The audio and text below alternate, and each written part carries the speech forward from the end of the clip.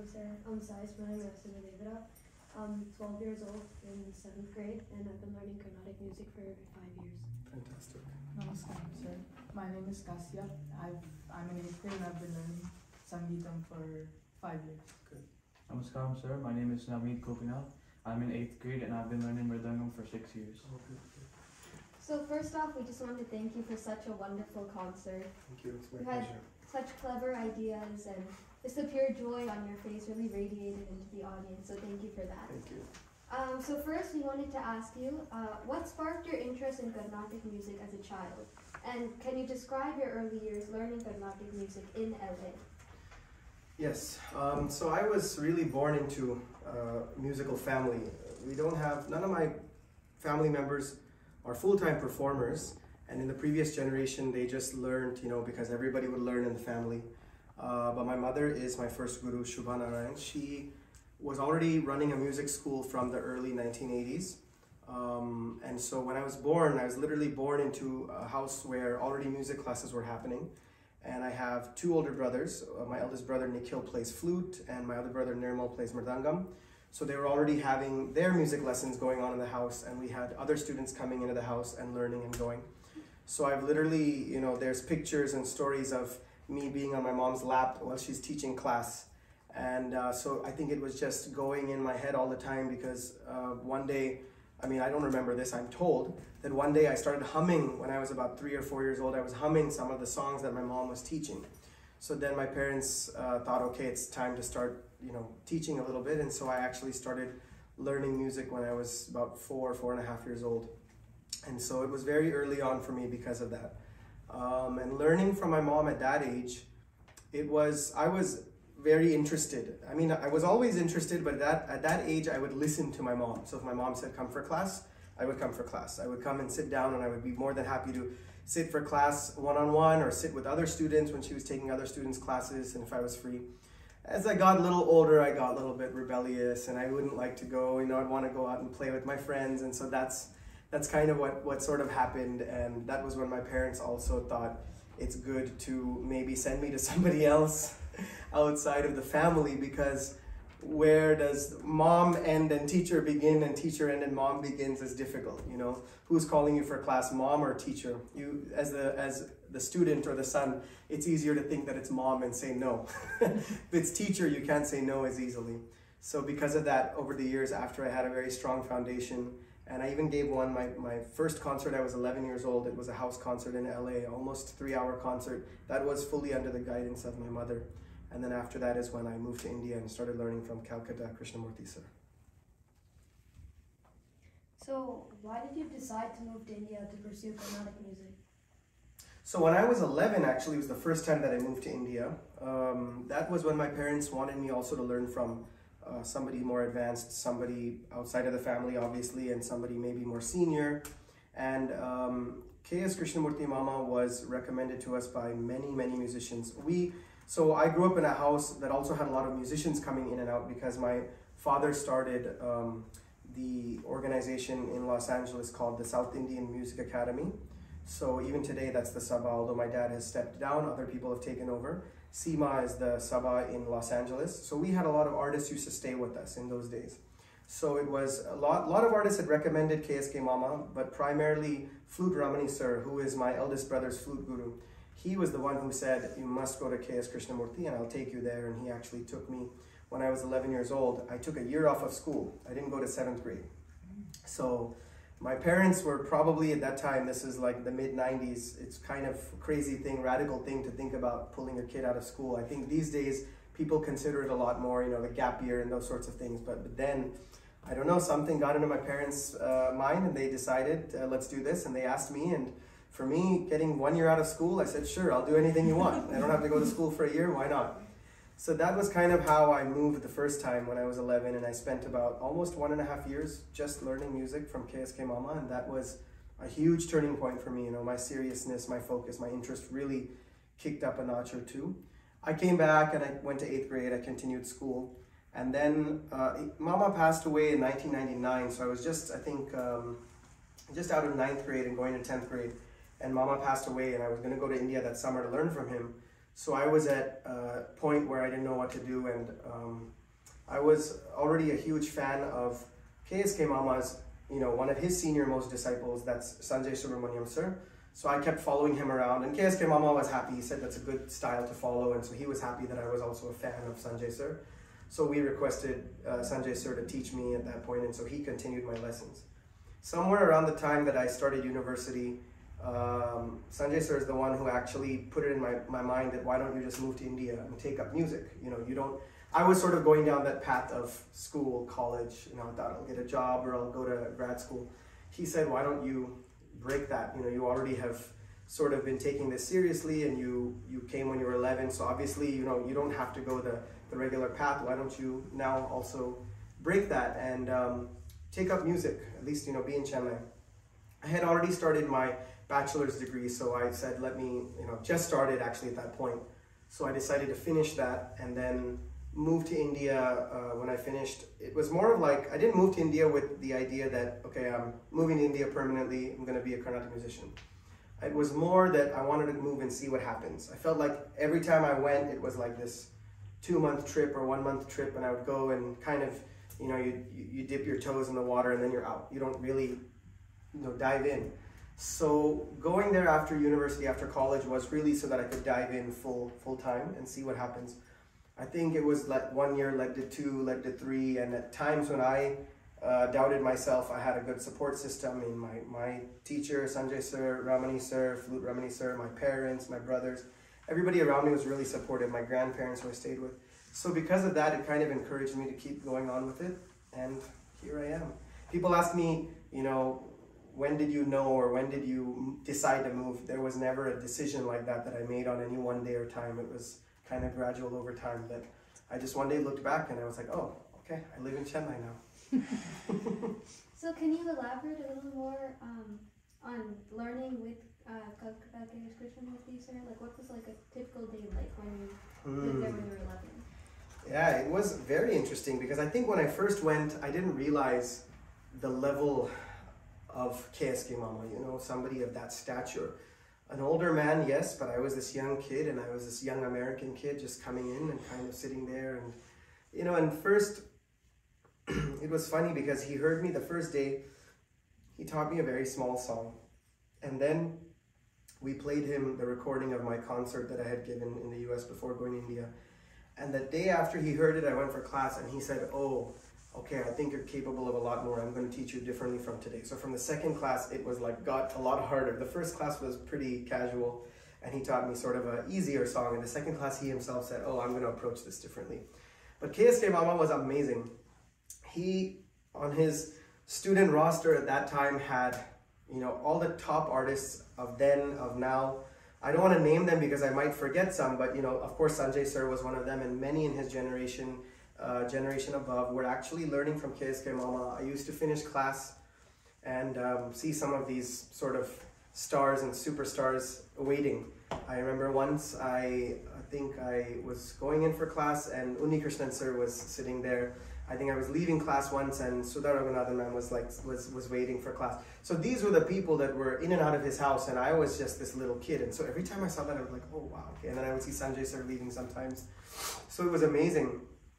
And for him, these were just, and like I said, it was from young to old, all the generations of artists, of upcoming artists, musicians, students, and he could relate to me somehow. I probably was his only American student of that age, but somehow he would relate everything to me, and he would say so much, and my mom used to accompany me for the classes, and a lot of times he'll say a lot of things, and I'll just be nodding my head, and then he'll look at my mom, and he'll tell her, you have to remember these things, and tell him in 5 years or 10 years, you need to remind him of these things, because he may not understand it now. So there was just so much, and I often think back to things that he said to me in class or songs. I would go for concerts a lot, like almost every day my mom would take me to a concert. So that's how I grew up, listening to a lot of music in the house, recordings playing all the time, and attending live concerts almost every day when I was in India. Even now I love to go to live concerts more than listening to recordings. I would go for a concert and go for class the next day, and he'll ask, what concert did you go to? And I'll say, I went for this one. Mama, I heard, he's like, what did they sing? Then I'll say, I heard this, and that. And I'll say, Mama, this was some new ragam. I didn't know what is that. I don't know that scale. Then he'll sing the scale. Then he'll teach me. Immediately, he'll teach me the song. He knew every song, whatever you ask him. half the songs, if you know, a lot of times he would say, oh, I taught that person. You know, the concert that I went to the day before, XYZ, he'd say, oh yeah, I'm the one who taught them that song. And then he'll teach it to me immediately. He used to teach me a varnam and then a song in the same ragam so that I had that connection. So he did so much. At that time, I didn't even realize it. You know, I was just learning. He taught me something, I was learning it. I'd go home, practice, and come back. Now I can look back and realize how he structured so much of the learning, so much of the class. And it was amazing. Any song, any composer, if I just asked him, I think the most ever that happened was that sometimes I'd ask him and he'd be like, oh, Adewa, okay, I learned it long back. Give me a couple of days, I'll check on I have to check the book. Next class he'll have it, he'll teach it to me. But even that was rare. Most of the time he'll just immediately, yeah, I know that, yeah, I'll teach it to you. And I'll come with a list, in fact, so I'd go home back to the US and I'd come the next summer and my brother or parents or other people would say, you should learn this song, and I'd have a list. And I would literally take the list to class and he'd be like, okay, what's next on the list? You know, the next, I'd learn a song and he'd say, okay, after that, on the list, you know, he'll look at it and be like, mama, Nilambari. Then I'll be like, you know, something sahana, like I just say a song, a ragam, he'll teach me immediately. So that was one of those things. You know, unfortunately, I only was able to learn from him 3-4 years. He passed away. I wish I had more time with him, but it was probably so crucial. It was so pivotal because that time and that time spent with him just sort of probably changed the trajectory of my life because I got very serious about music. I got very passionate about it from there on. So, who are some of your favorite musicians who you look up to and why? Can you name some old timers as well as current? So I think everybody knows that one of my number one, of course, guru, mentor, everything is Sanjay Subramaniam. He's been a guide for me even now. Although I don't go for class anymore, it's been many years, he still is, you know, my guru, my mentor always. There's many artists I feel in the current generation, meaning those who are still performing today. I think if I just look back at the history of artists, the ones that have had the most impact on me, whether personally or just through their music, because I've not met many of them, I think from the yesteryear artists, definitely a lot of Samguri Mama, Samguri Srinivas Iyer, his style really appealed to me. Gopalakrishnan sir, MD Ramanathan sir, KV Narayan Mama. I've had the opportunity to meet and sing for KV and Mama when I was quite young. Those are experiences that I'll never forget. Of course, GNB sir, those styles really influenced me.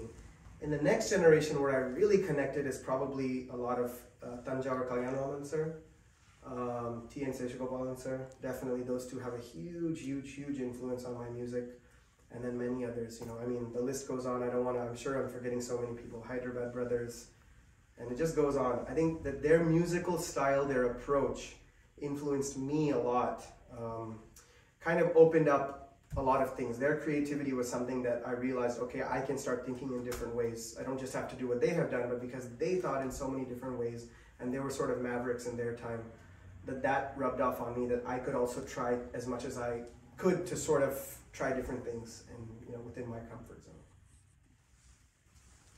What is your advice to students of Carnatic music in the US in terms of practicing and listening?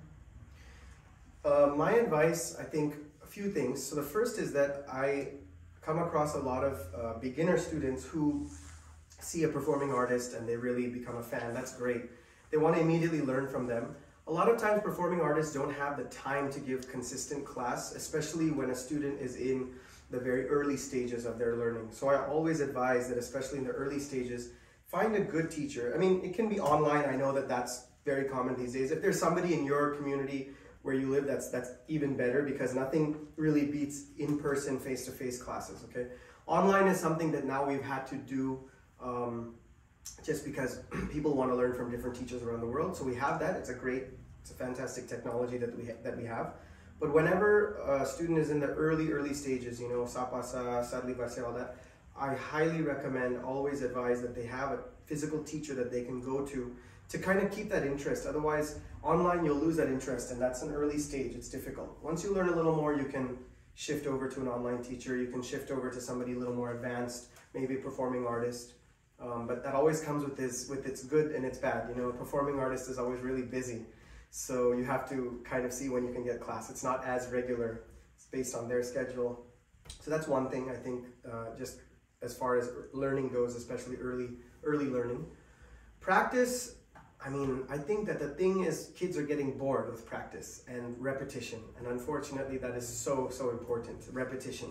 If anybody plays sports, you know that like if you play basketball players talk about, NBA players talk about how they just shot a free throw for like 3 hours because the muscle memory sets in. They just shoot a 3-pointer for like an hour, 2 hours.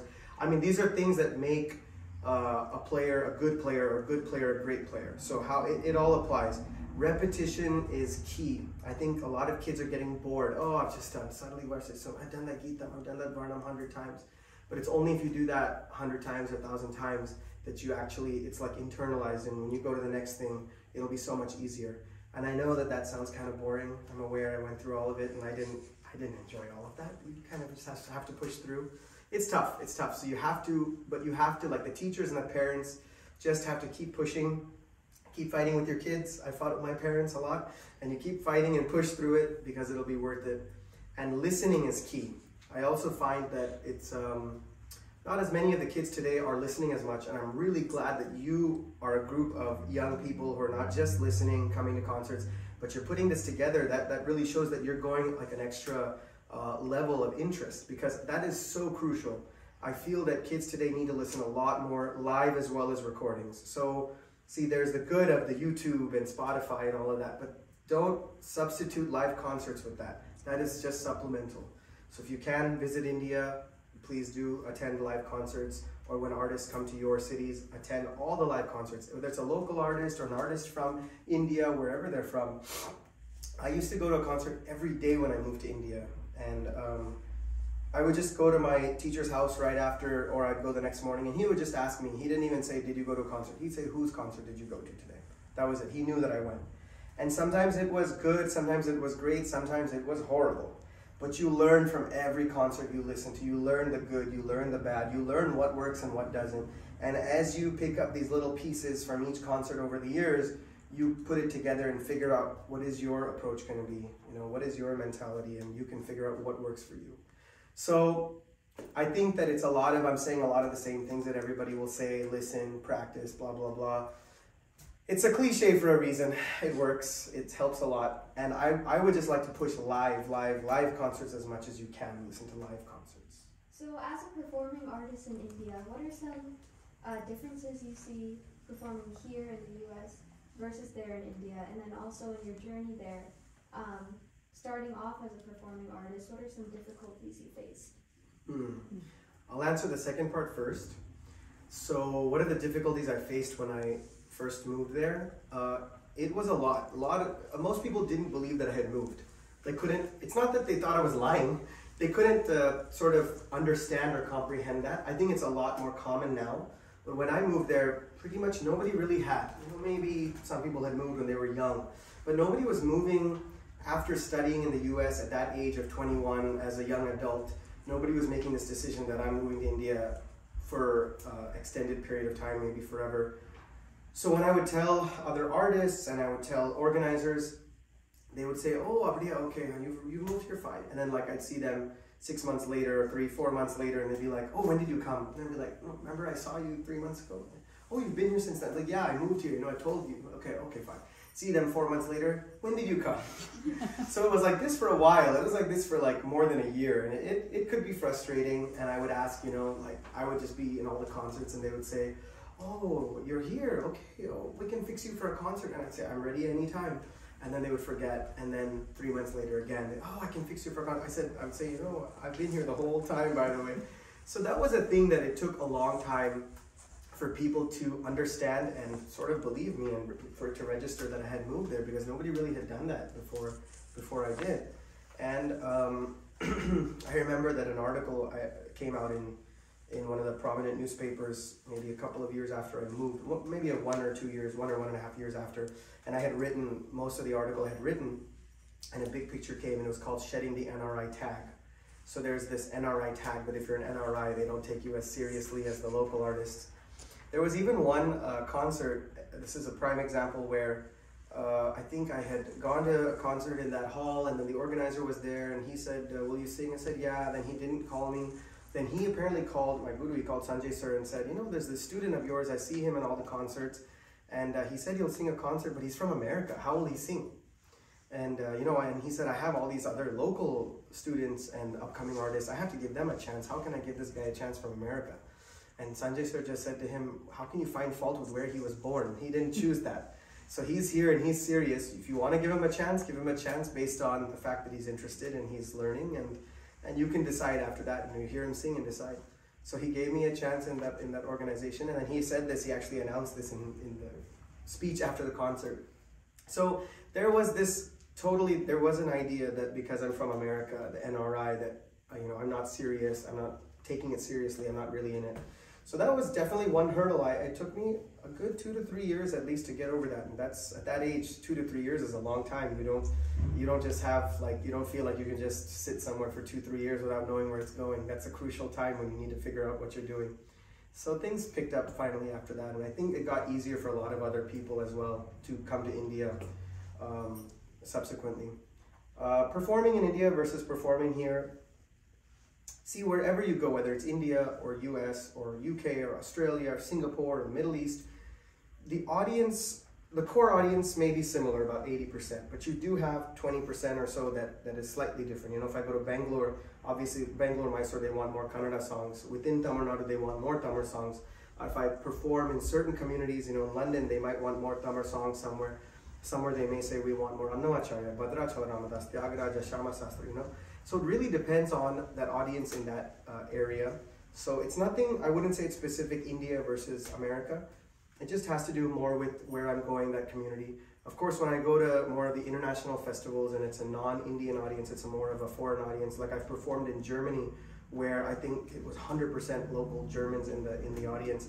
Not that they're going to come and request like a certain ragam or a song, they don't know, but at the same time you do realize that there's something which, as they are first-time listeners, you may be able to sing certain ragams or certain songs that they can connect to more quickly.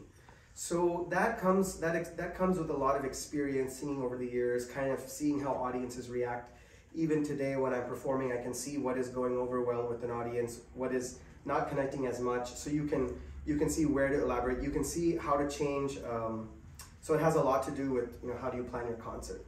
And then planning that concert is dependent on this, but like today on the spot, I'm changing things. I would have planned something else and change a couple of songs or skip one song. You look at the time, you look at the audience.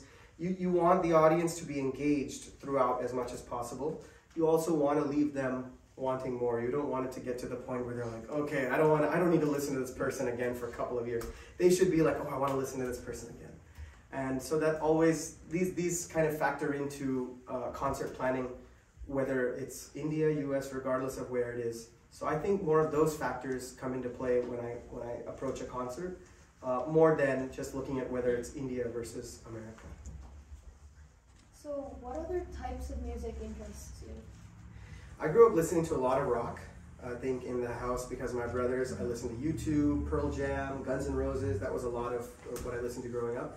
I started listening to a lot more rap and hip hop later on, especially like high school and college years. I listened to a lot of like Dr. Dre and Snoop Dogg and then Jay-Z.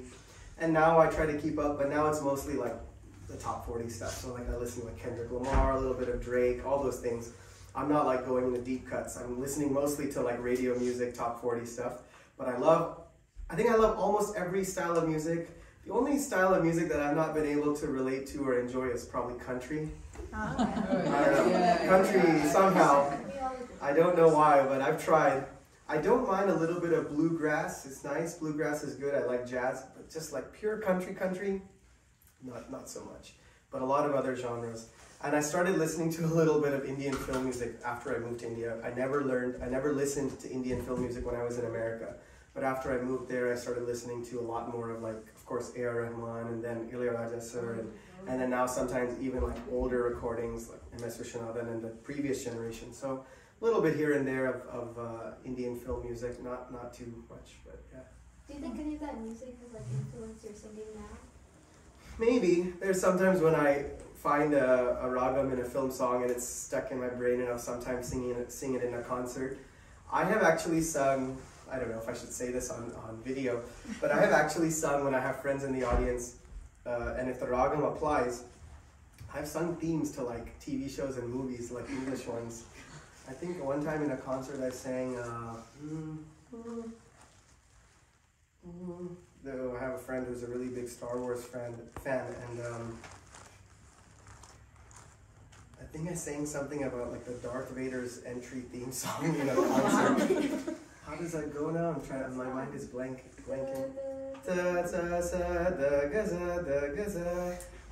I think I sang it in Taram. I'd say something like that. My friend was in the audience and she just looked up like this. I don't know, I play around. It's all music, it's all notes. I mean, so I sometimes play around. I mean, I don't do that much, but I've done it before. I just like to have fun on stage. I think at the end of the day, I just love to have fun with my artists more than anything. Yeah, we can see that today. Thank you. Well, once again, thank you for such an amazing concert. Thank you. It was an honor for us to interview you today. So on behalf of Sruti Youth Group, thank you so much. Thank you all so much. I wish you all the best, and thank you for doing this. I'm really, really happy that you guys are so interested in doing something like this. It's fantastic. Keep it up. Thank you.